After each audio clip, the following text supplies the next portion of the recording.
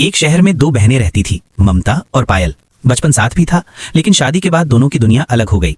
ममता की शादी एक ईमानदार लेकिन साधारण कमाई करने वाले व्यक्ति से हुई थी, जबकि पायल एक बड़े एक्सपोर्ट बिजनेसमैन की पत्नी बन गई थी। पायल का जीवन चमक दमक, महंगी गाड़ियों और ऊंची सोसाइटी तक सीमित था। वहीं राधिका एक सादगी भरी जिंदगी जी रही थी। एक दिन पायल अपनी लग्जरी कार में ममता के घर पहुंची। छोटा सा घर देखकर उसने असहजता छुपाने की कोशिश की।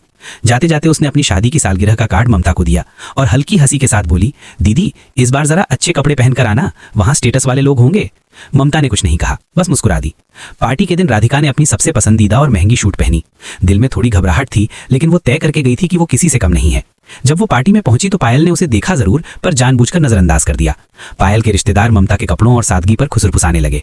थोड़ी देर बाद पायल ने ममता को अलग ले जाकर कहा, दीदी कम से कम आज तो मेरी इमेज खराब मत कर दी, लोग सोच रहे हैं मैं कहां से आई हूं। ये सुनते ही ममता के पैरों तले जमीन खिसक गई। अपमान ने उसके आत्मसम्मान को गहरी चोट पहुंचाई। वो बिना कुछ बोले पार्टी छोड़कर घर लौट आई। उस रात ममता देर तक सो नहीं पाई। उसने फैसला किया कि वो अब हालात को अपनी पहचान नहीं बनने देगी। उसे बचपन से सिलाई का शौक था। उसने अपनी छोटी सी बचत से एक पुरानी मशीन खरीदी और घर से ही काम शुरू किया।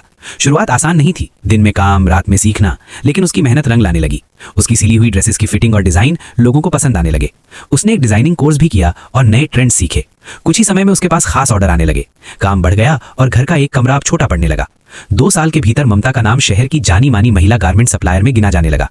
एक दिन टीवी पर उसका इंटरव्यू आया। एंकर ने पूछा, आपकी सफलता की सबसे बड़ी वजह क्या है? ममता ने शांत स्वर में कहा, वो एहसास जिसने मुझे खुद को साबित करने की ताकत दी।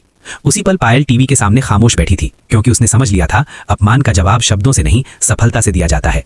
ऐसी ही स्टोरी के लिए दोस्तों वीडियो को लाइक करके चैनल को सब्सक्राइब कर लें। कमेंट में जरूर बताएं कहानी कैसी लगी।